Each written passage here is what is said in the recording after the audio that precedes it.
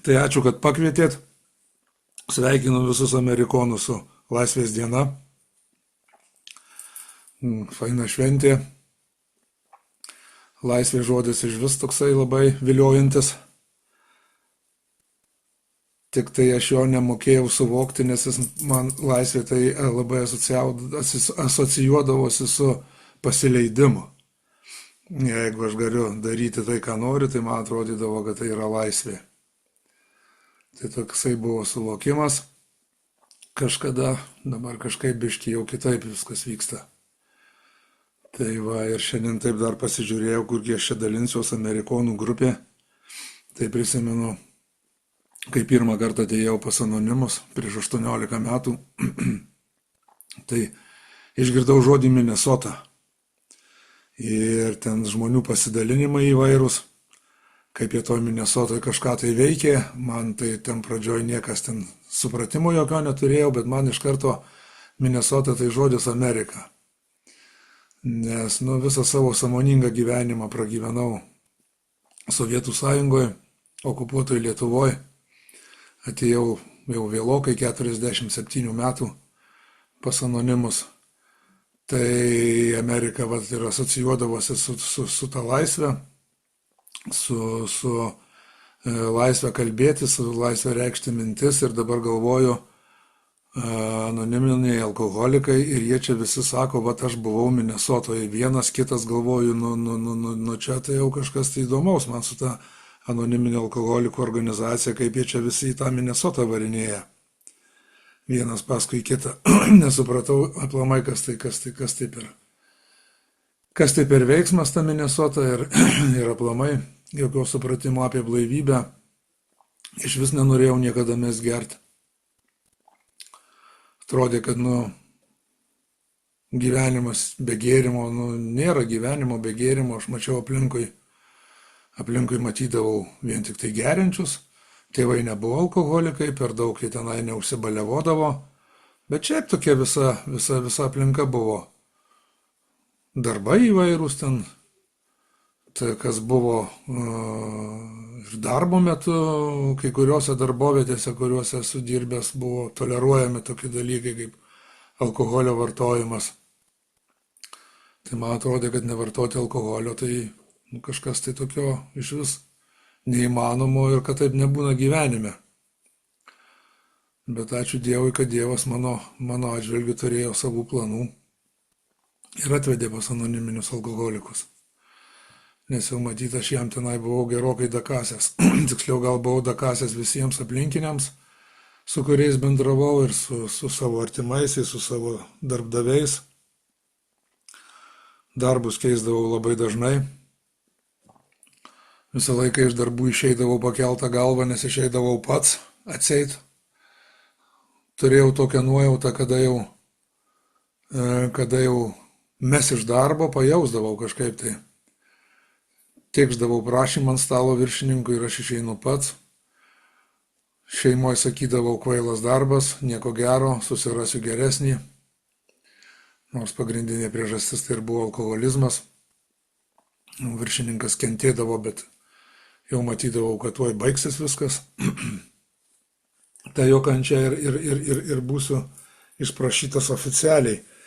Tais sovietų laikais išprašytam būtų jo oficialiai ir su įrašu į tą darbo vadinamą knygutę, tai buvo labai negeras dalykas, nes galėjai susigadinti vos ne visą likusį savo gyvenimą. Nes tada jau į kitą darbą tokį, kad ir šiek tiek bent jau kažkokį tai geresnį, tai nelabai būsi priimtas su tokiu įrašu. Tai visą laiką kažkaip tai pabėgdavau, laiku sugebėdavau. Paskui jau čia pasikeitus tiem laikam atėjus nepriklausomybei, irgi suvokimas apie nepriklausomybę ir apie laisvę vėlgi, kaip jau minėjau, tai buvo, man atrodė, kad jeigu aš galiu daryti, ką noriu, tai reiškia, aš esu laisvas žmogus. Ateis Lietuvos nepriklausomybė, aš gersiu kiek norėsiu, darysiu, ką norėsiu, gyvensiu kaip Amerikoje ir vienu žodžiu bus viskas labai gražu ir gerai. Kas tai yra nepriklausomybė, aš visiškai nieko supratimo neturėjau, kas aplamai yra nepriklausomybė. Ne tik tai politinė, bet ir dvasinė. Tai vat ir tas gėrimas tik dažnėjo, darydavosi jau toksai iš vis nepakeliamas, nors alkoholikų, kaip vat, rašiau žingsnius, tai suvokimas toksai atėjo, kad aš labai greitai tapau alkoholiku nuo pat pirmo savo galbūt paragavimo to alkoholio, nes tas jausmas, kuris apėmė paragavus alkoholio, tas toksai visagalystės jausmas, visiškas toksai pasitikėjimas labai didelis. Nes nuo vaikystės, tai to šiaip tai negaliu sakyti už visus, bet kiek girdėjau už pasisakymų, tai alkoholikai šiaip tai yra labai bailų žmonės, aš tame tarpe irgi buvau. Toksai man buvo labai didelė baimė išreikšti kažkokią tai savo mintį, nes turbūt būdavo tas baimė sukeldavo tas, ką kiti pagalvos, ką kiti pasakys apie mane. Ir prisimenu, teko mokintis muzikos mokykloje, gilioj vaikystėje. Ir kada man jau ten šiek tiek pramokus groti akordeonu, man reikėjo išeiti į sceną, man buvo labai didelė baimė. Vos išstumė tenai mane mokytojas, jisai nesuprato, kame čia reikalas. Ir antras atvejis, kada man reikėjo eiti į sceną, kada aš jau baigiau muzikos mokyklą, šiek tiek buvau samamokslis pagroti ir gitarą ir manęs paprašė viena grupė, nedidelė grupė, tokia kaimo grupė, kad padėčiau jiem pagroti šokiuose, nes jų gitaristas susirgo. Ir aš prisimenu irgi tą savo pirmą išėjimą, man buvo 15 metų, aš baisiai jaudinausi, baisiai bijojau, vėlgi dėl tos pačių priežasčių, kad kas nors ko nors apie mane blogai nepagalvotų. Bet tas pirmas vakaras kažkaip tai praėjo, paskui jie pradėjo mane dažniau kviesti, matyt kažko tai patikau. Ir atėjo toks vakaras, kada jie man įpylė. Nes man buvo 15 metų, aš buvau nepilnametis, jie kažkiek tai bijojo mano tėvų, kad aš galiu grįžti iš tų pasigrojimų neblaivus, galėjo jie turėti nemalonumų su mano tėvais, bet kažkaip tai gavosi, kad jie vieną vakarą man įpylė ir man tada visas koncertas, visas tas šokių vakarėlis, kuriame mes grojom, jisai man toks buvo nusisekęs ir vat antrą kartą gyvenime pajutau, ką reiškia man alkoholis. Pirmą kartą paragavau, o antrą kartą, vat, kada tas vakarėlis buvo toksai nusisekęs ir tada jau prasidėjo viskas jau gyvenimo, galima sakyti, pagrindinis tikslas. Tapo kaip gauti, kada gauti, kuo dažniau išgerti, nes, atsiverdavo man viskas, ateidavo pasitikėjimas, drąsa. Visi kiti tie tokie teigiami dalykai, kurie man labai patiko, aš galėdavau būti linksmas, galėdavau panas kabinti, be alkoholio aš to dalyko man buvo labai sudėtinga pradžioj, su alkoholiu viskas nuėjo ir vat nuo tada jau kažkaip tai viskas ir prasidėjo. Atėjo tas nežmoniškas noras pastoviai būti pavartojus. Tęsiasi labai ilgai, kaip jau sakiau, 47 metų aš atėjau pas anonimus. Tame ilgame laikotarpy buvo visko, buvo tokių dalykų, kur aš neturėjau būti gyvas. Žmona paliko, išvažiavo iš vis gyventi kažkur tai kitur į kitą šalį. Likau vienas ir kaip ir dauguma tiksliau alkoholikų, aš sugrįžau pas mamą, gyventi pas mamą. Porą metų tą mamą pjoviau įvairiais savo išsišokimais ir visokiais negražiais dalykais. Bet sakau, Dievas turėjo savo planą mano atžvilgiu. Mano mamos butas toksai didelis buvo ir yra dabar. Ir jinai išnuomavo vieną kambarį vienai moteriškiai. Ir ta moteriškė pasirodo buvo alkoholikė, kuri negeria. Ir vat Vilniui gyvendamas, kai gyvenau Vilniui, tai savo gerimo visais laikais Aš visai gyvenau netoli ten to skyriaus Minesotos, netoli detoksikacijos skyriaus, ten viskas tam vienam pastate buvo. Visiškai netoli, gal koks kilometras, ir aš visai nežinojau, kad yra tokia įstaiga, kuri gali padėti. Padėti negerti pradžiai galbūt. O čia vat kaime atvažiuoja žmogus, moteris, sako, važiuojam, aš tau parodysiu, kur renkasi žmonės, kurie negeria. Tai man aišku, kaip buvo tai kosmosas. Aš niekad gyvenime negalvojau, kad yra aplamai žmonių, kurie negeria, kaip jau minėjau, man tas negerimas atrodė, kad gyvenimas be alkoholio neįmanomas. Nors buvau visiškai subinėję, atsiprašant, bet aš jau apie visišką metimą gerti, aš net negalvojau, net nesvajojau. Ir pirma pažintis buvo, tada jinai mane nuvežė, pirma pažintis buvo su anonimais, tenais ir išgirdau tuose susirinkimuose, pirmuose apie Minesotą, apie kažkokią tai pagalbą, kad yra pagalba, kad galima kažkur tai kreiptis. Bet žinoma, ten iš tų pirmų susirinkimų man niekaip gyvenime dar nedašilo, kad man jau reikalinga ta pagalba, kaip ir knygoje parašyta. Alkoholikas paskutinis pamato, kad jisai alkoholikas.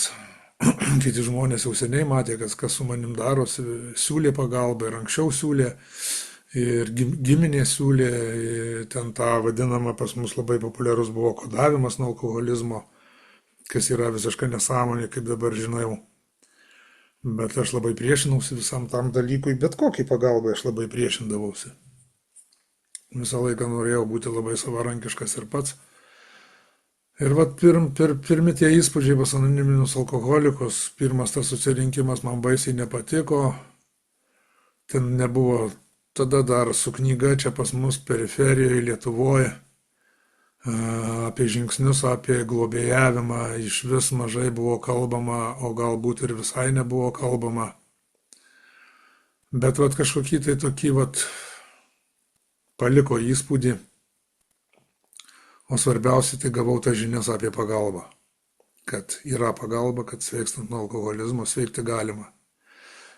Dar sužinau, kad tai yra liga, kas man buvo labai keista. Galvojau, kas čia per liga, nebegeri ir viskas. Atrodė, kad viskas labai paprasta ir labai lengva. Bet kai paskui rašydamas žingsnius pagalvojau, kiek aš dienų per metus negerdavau, tai gal tik tai tos dienos buvo, kai neturėdavau pinigų. Tada negerdavau. Bet jų buvo tų dienų labai mažai, nes aš visą laiką labai didelės pastangos buvo, kad gauti tų pinigų ir kad gauti alkoholio. Tai tų dienų negerimo buvo labai mažai. Ir ta pagalba, aš ten per tuos keletą mėnesių ir darbą susiradau, dirbt pradėjau. Bet dėja, su ta moterimi išsiskyrė mūsų keliai, jinai išvažiavo į kitą miestą gyventi. Ir neužilgo aš vėl pradėjau gerti. Geriau labai ilgai, ta prasme labai stipriai tos 3 mėnesius, paskutinius 3 mėnesius. Aš kažkaip tai sugebėjau tam naujam darbę dirbti ir gerti, tai nežinau, tai buvo virš žmogiškų mano jėgų. Tas visas reikalas 3 mėnesius tęsėsi, bet paskui aš pajutau, kad aš jau fiziškai nebeturiu jėgų eiti į darbą. Aišku, anoniminio alkoholiko aš jau seniai nebelankiau. Ir prisiminiau tą detoksą, kad yra detoksikacijos skyrius, kad yra Minesota. Ir atsimenu, labai ilgas gėrimas buvo, ilgi nauji metai, kalėdos nauji metai, buvo labai daug išeiginių, aš labai gėriau. Ir antrą naujų metų dieną aš paskambinau į darbą, pasakiau, nepaskambinau, tiksliau, pirmą darbo dieną aš nuvažiavau ir pasakiau, kad aš nebedirbsiu. Aš važiuoju gydytis nuo alkoholizmo. Tai žinoma, visi buvo labai nustebę kažkodėl, tai jiem atrodė, tada atrodė, kad jeigu žmogus eina į darbą, tai jis ne alkoholikas. Mažai jie mane pažinojo, bet tą pačią dieną aš nuvažiavau būtent į tą gydymo įstaigą. Pirmą dieną manęs nepriėmė, priėmė antrą dieną į detoksą, nes po naujų metų ten visą laiką būdavo labai daug žmonių, labai daug norinčių. Bet tai prasidėjo tas negerimo kelias. Detoksikacija, Minesota paskui iš karto. Grįžau į savo tą gimtą kaimą. Netoli čia buvo grupė, apie kurią aš irgi nieko nežinojau. bet irgi sužinojau Minesotoj būdamas, pradėjau lankyti tą grupę, bet tenais irgi nebuvo skaitoma knyga, nebuvo kalbama apie globą, apie žingsnius.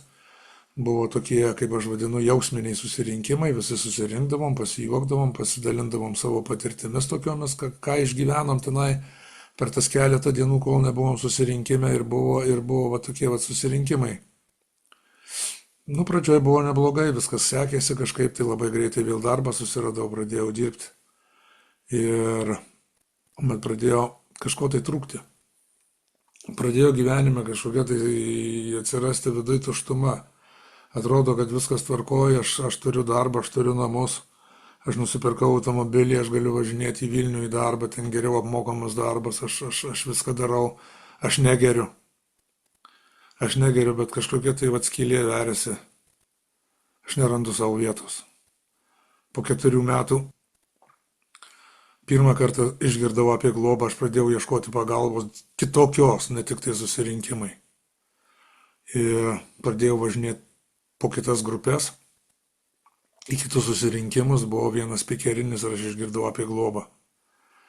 Išgirdau apie globą, bet dar 2 metus tempiau gumą, kažkaip tai su ta skylė. Ir paskui nutariau, kad jau viskas jau nebegaliu, man reikia būtinai globėjo, aš nuvažiavau į Šventąją, atsimenu tą vasarą. Ten susiradau globėją, ačiū Dievui. Dievas vėlgi kažkaip tai sudėliojo visus tuos dalykus. Bet jausmas buvo Šventojoj toks, kad, dar blogesnis negu kad prieš metant gerti. Viskas buvo negerai, viskuo buvau nepatenkintas, visi tie anoniminiai, kurių ten buvo, nežinau, gal 700-800, jie man atrodė nemyli, jie manęs nemyli, jie su manim neprieina, neapsikabina, kažkodėl tai. O jausmas buvo tokia visiškai tuštuma ir kad aš visiškai ne tam pasaulyje, kad aš aplamai atrodo su anoniminiais alkoholikais neturiu nieko bendro. Nors praėję buvo jau 6,5 metų, kai aš negeriu. Tai jausmai buvo nekokie, bet ačiū Dievui. Dievas vėlgi turi savo planą. Susiradau globėją, pradėjome eiti žingsniais. Padėjus eiti žingsniais, prasidėjo iš karto stebuklai kažkokie tai. Nežinau, kažkas tai tie dalykai yra nenusakomi, jų negalima papasakot, tokių jausmų ir tokių suvokimų, kurie ateina pradėjus eiti žingsniais ir einant žingsniais. Toliau vis gilėja tie suvokimai. Pirmiausia, tai pas mane grįžo žmona iš užsienio. Visiškai ne iš ko.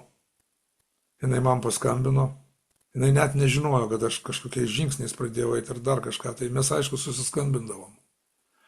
Susiskambinom, ten bendri interesai, sūnus. Materialiniai interesai kažkokie, tai čia vis tiek Vilniui turėjom kažkokį tai ten turto kažkokio tai nekilnojimo. Tai bet jinai tokie skambutis ir sako, aš noriu grįžti į Lietuvą ir noriu Lietuvoje gyventi. Tai aš jai pasiūliau, sakau, aš galiu atvažiuoti tave parsivežti, jeigu nori. Tai sako, gerai, atvažiuok. Mes kažkaip tai dar pradžioje tenai tie santykiai nebuvo iš karto, aišku, idealūs. Bet viskas pradėjo klostytis į gerą pusę, pradėjo svarbiausiai klostyti santykiai su artimaisiais. Pradžioje žmona, paskui sūnus. Kol negėriau, sūnus nelabai su manim bendravo, tuos 6,5 metų, kai šiaip susiskambinom, irgi tokie oficialūs, tokie pasikalbėjimai. Paprašydavo jis ten manęs ko nors, kartais pinigų paprašydavo paskolindavo šiam tų pinigų. Paprašydavo šuniuką pasaugot, kai išvažiuodavo į užsienį, irgi tą padarydavo visuomet su malonumu. Bet tokių šiltesnių santykių nebuvo jokių. Pradėjo taisyti santykiai su mama, kurie irgi ten, šiaip tokie. Mama tai buvo patenkinta, kad aš negeriu, jai užteko to. Jinai labai daug meldėsi dėl to, kad aš mešiau gerti, aš tik paskui sužinau, man jinai niekada nesakė. Tai ta tokia prasidėjo gyvenimas visiškai kitas, einant žingsniais, suvokimai kažkokie tai atėjo. Pirmas žingsnis man labai ilgai ilgai. Tas, sąmoningas toksai pripažinimas savo bejėgiškumo prieš alkoholį ir visiško gyvenimo nevaldomumo, tai labai ilgai. Nors aš visiems sakiau, kad prisipažįstu, kad esu bejėgis prieš alkoholį ir kad gyvenimas mano nevaldovas, bet tas toksai giluminis suvokimas ilgai, bet tai man netrukdė toliau žingsniais. Ir antras, ir trečias, patikėjimas Dieve save tau. Toksai prasidėjo kažkoksai tai visiškai, nepasakyčiau, kad labai didelis virsmas, bet virsmas jausmuose prasidėjo, jausmuose, mintyse. Ketvirto žingsnio rašymas iš vis man labai parodė, koks aš buvau. Ir labai didelis noras atsirado nebūti tokio, kokio aš buvau. Tos visos skriaudos artimiems žmonėms, tie mano tokie įsišokimai, visiškas savisaugos jausmo nebuvimas. Aš labai mėgdavau rizikuoti viskuo. Rizikuoti savo gyvybę, savo sveikatą, nors to nejausdavau pats. Aš tik tai paskui pamačiau, ką aš dariau, būdamas girtas ir ką aš išdarinėdavau, kiek aš vaikščiodavau peilio ašmenim ir kiek Dievas kišo pagalvę pastoviai. Tai tas atsirado savisaugos jausmas, atsirado kažkoksai tai, pirmiausia, tai noras nebūti tuo, ko buvau. Kažkuo tai pasirūpinti. Pradėjau kažką tai keisti savo gyvenime. Keisti, kaip man globėjas pasakė, sako, tau reikia pakeisti požiūrį į tuos dalykus, kurie tave supa. Ir tas požiūris pradėjo keistis su Dievo malone. Daug melsdavausi. Pirmas tas susidūrimas su malda tai buvo toksai visai, kažkoksai tai galvoju, kas čia per nesąmonė dabar. Globėjas griežtai pasakė, klaupkis ir melskis. Nori rezultato, klaupkis, melskis. Daryk, kas tau priklauso, ką aš tau sakau, o rezultatą duos Dievas. Tai visi šitie žodžiai išsipildė.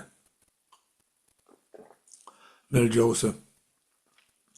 Malda galingas ginklas. Šitą dalyką supratau, eidama žingsniais irgi.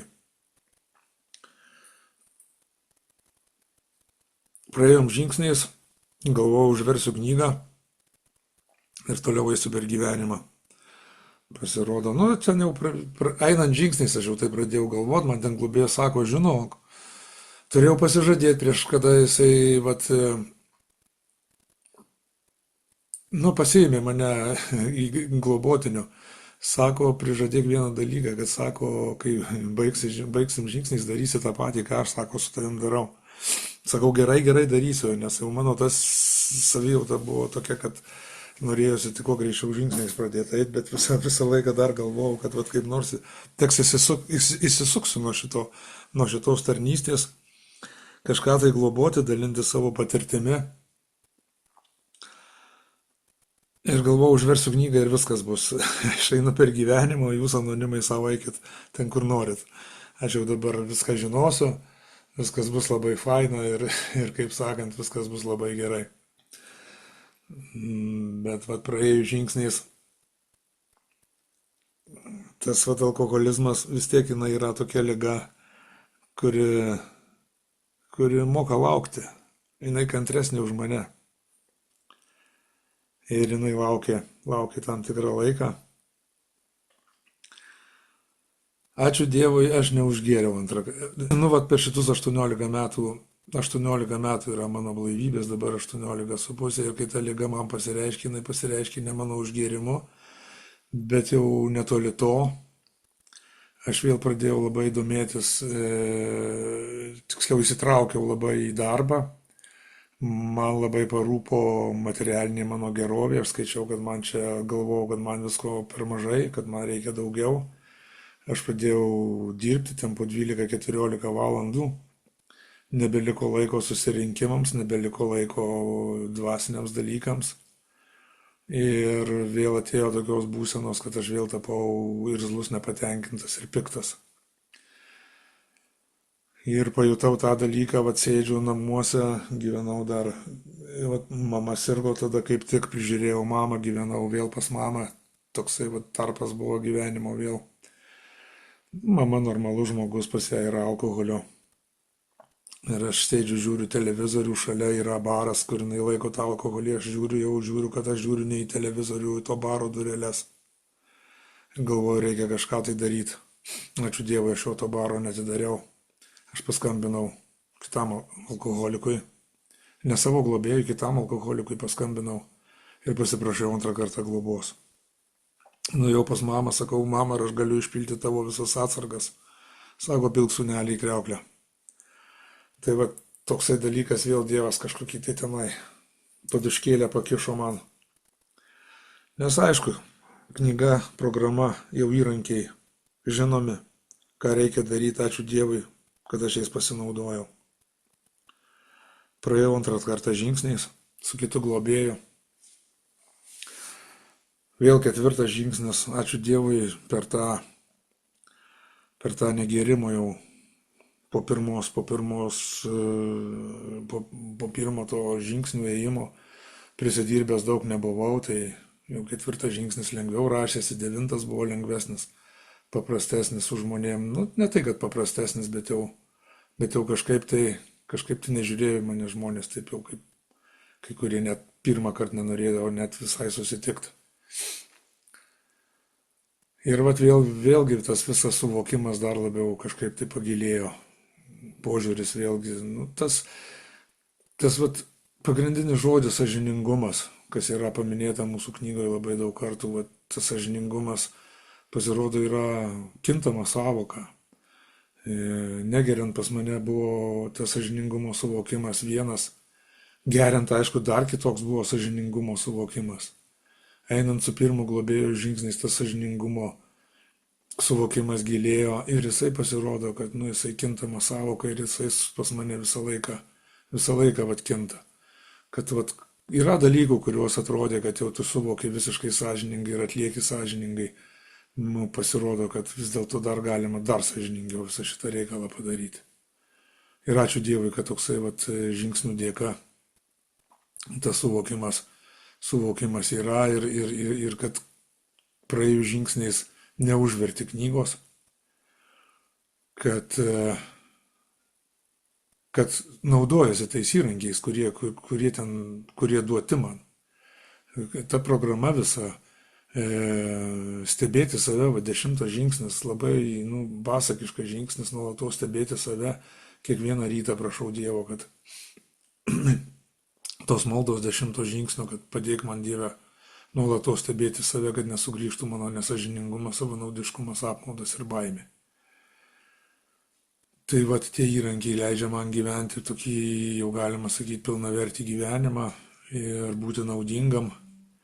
Man iš vis atsimenu pirmas globėjas, kai pasakė, sakau, tu dabar jau čia globėjauji, čia viskas, jau tu čia, žinai, toksai pasveikęs alkoholikas.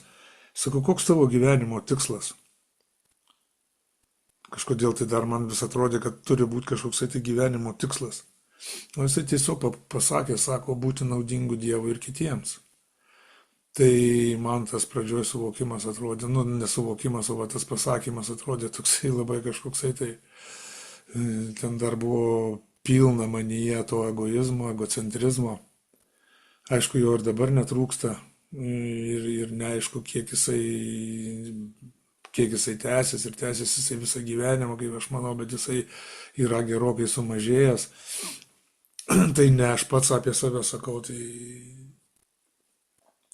tai sako mano pasikeitę santykiai su kitais žmonėmis ir jų požiūris į mane. Tai o tada buvo tas pilnas puikybės o kurgi aš tada, jeigu pagrindinis tikslas būti naudingu Dievui ir kitiems, o tai kurgi aš tada? Kaip čia kur aš nesuvokiau, kaip aš čia egzistuosiu aplamai. Į mane niekas dėmesio nekreips. Aš visą gyvenimą labai norėjau, troškau to, kad už kažkokius tai darbus, kabutėse, mane kažkas tai girtų, kad kažkas tai visą laiką aukštintų. Tai kadangi aš visą gyvenimą tokių kažkokių tai gerų darbų nedariau, tai buvau toksai išsišokėlis. Mėgdavau kažkaip tai išsišokti, kad vat, visi kažkas atkreiptų dėmesį ir pradėtų kalbėti apie mane. Tai man buvo tas, o čia dabar sako, nu, vat tokia va paprasta frazė. Būti naudingu Dievui ir kitiems. Bet visgi ta programa yra nuostabi programa ir jinai keičia mano požiūrį ir dabar keičia į daugelį dalykų. Ir už tai esu labai dėkingas ir jums, ir Dievui, ir tie susirinkimai dabar užeina, nu nieko nepadarysi, aš esu žmogus su tom savo būdo įdom ir jos kartais pasireiškia. Bet aš turiu įrankius tuos. Turiu įrankius, tai yra jos susirinkimus. Turiu globėjus du, kuriem bet kada galiu paskambinti. Turiu išeitį. Nes nu tas vat noras nebūti tokiu, kokiu buvau, jisai yra ir jisai visą laiką stiprėja. Kažkaip tai norisi būti geresniu žmogum. Labai norisi. Norisi rūpintis kažkuo, tai kiek įmanoma rūpinuosi ir artimaisiais savo, ir mama, ir žmona, ir dabar Dievas dargi pametėjo tokį darbą, aš jau pensininkas, bet grįžau gyventi į kaimą, išėjęs į pensiją, grįžom su žmona ir čionais pas mus yra senelių globos namai. Aš kažkaip tai nuėjau į tuos senelių globos namus ir sakau, gal aš jums būčiau naudingas. Sako, prašom, visuomet prašom. Ir va dirbu dabar ir tokį darbą dar. Tenka pasirūpinti tais seneliais, padėti jiems, nuvežti pas gydytojus. Tai vat su Dievo dėka Dievas daro mūsų labai tai, ko patys nepajėgėme. Aš tą pirmą kartą, kai paskaičiau sakinį, tai 9 žingsnio pažaduose, tai man, nu ir atsivėrė irgi daug akis, nu vis dėlto tai yra tiesa, tai yra labai gryna tiesa. Nes pats aš nieko nebūčiau padaręs, absoliučiai nieko, aš pats net nenorėjau nieko daryti, alkoholizmas buvo toksai, kad aš net nenorėjau jo atsisakyti alkoholio iš vis gyvenime, o Dievas padarė tokius stebuklus, kad atsiuntė žmogų tiesiai pas mane į namus ir tas žmogus vat, nuvedė, parodė, kad yra tokie anoniminiai alkoholikai.